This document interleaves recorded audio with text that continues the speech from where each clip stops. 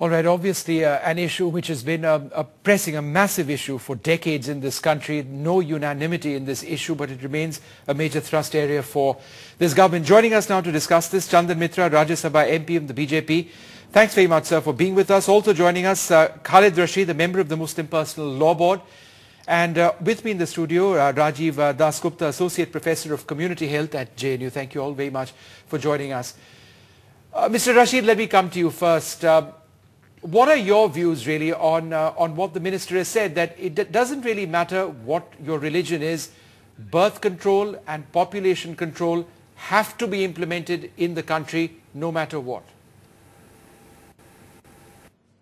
As far as the Muslim community is concerned, family planning is not generally allowed in general condition. And, in Islam, in the Holy Quran, Allah has very clearly stated that kill your children on the plea of wants, because He has provided sustenance and He will provide sustenance to your children. Basically, family planning is not allowed. Right, we're just having some audio problems with you. We'll come back to you in just a moment. Chandan Mitra, let me come to you first.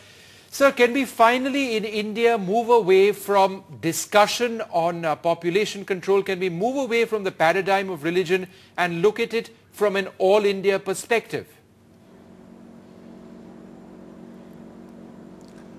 I absolutely agree with the Health Minister, Mr. Ghulam Nabi Azad. He has said that people must rise above religion, caste and other kind of primordial loyalties and focus on a national perspective. India cannot support this kind of a growing population. You're already seeing the kind of food crisis that is looming over us because of failing monsoon.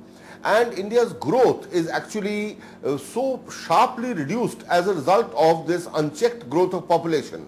I think the minister has also been right to say that coercion is not the answer. China has tried, and I don't think that is the way a democratic country can proceed. I think religious leaders, community leaders, social leaders and the media have a very big role to play. But Mr. Mitra, let me ask you this. Mr. Mitra, let me ask you this. A lot of the discourse in the country has been on the role of the Muslim community and how the rate of population growth within the Muslim community has been disproportionately larger than other religions. A lot of people say that this discourse is unfair and it's one-sided because Islam and other religions also have their own very distinctive views on population control and the right of individuals to bear children. So isn't that a factor as well? Well, I think the Muslims are as much Indian as anybody else. And I am absolutely certain that irrespective of what some religious leaders of that community say, the average Muslim knows the number of children he and his wife together can support. And therefore, I think there's no problem. I don't think religion should come into the picture. It is the unfortunate orthodoxy of certain religious leaders in several communities, not just Muslim, the Christian, Roman Catholic community is another, where I think that has been an impediment to propagating this further. Okay, I think Mr. Rashid, let me just come quickly to Mr. Rashid at this stage. Sir, the religious orthodoxy of some members of the Muslim community, is that going in the way, is that coming in the way of doing something which is truly national? Population control is a pressing national requirement.